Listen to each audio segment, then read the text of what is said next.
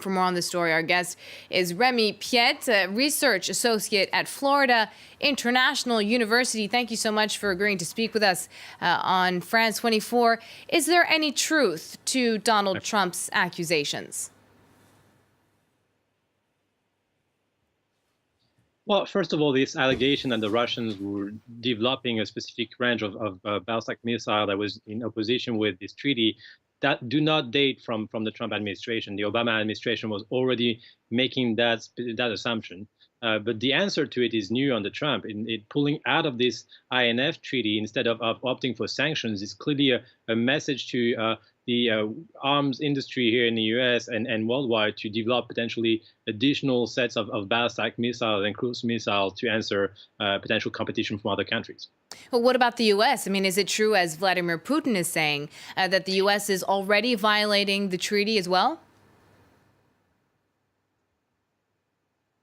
The position from Putin is that part of the program of the European shield to ballistic missile is actually in violation to the treaty, which is a perspective which can be actually let's say put under a different light here. The question whether or not this treaty was preventing the development of new range of missile is actually still up for grab. The issue here today is that the U.S. pulled away from the treaty without prior discussion with Putin, and that actually reinforces the position from Moscow that the U.S. are actually taking unilateral decisions to move away or to build different types of weapons in opposition with international agreements, international treaties. So basically here, this is actually fuel to the fire of Putin, claiming that Donald Trump is unilaterally taking aggressive decisions against Russia, rather than what was the case under the signing of this treaty in 1987 between Reagan and Gorbachev, or between Obama and his counterpart in Russia, of trying to work together towards a new series of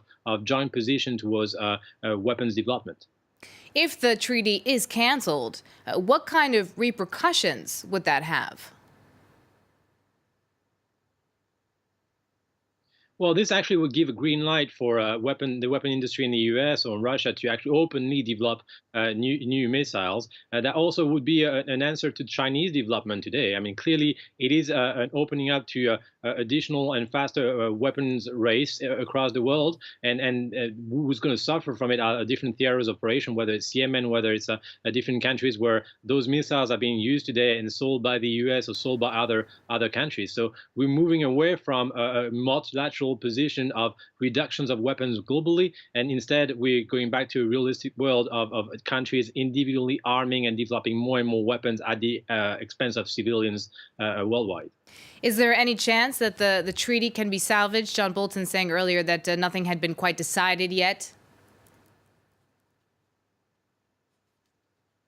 Well, John Bolton is trying to see what could be the reaction from the Russian side. But he's been the most adamant voice against that treaty inside the Trump administration. The question will be, depending on the upcoming midterm election here in the U.S., of what kind of majority Trump will be having and what kind of message it will have to be, passing through Congress. It's likely not to have a majority in Congress after November 6th.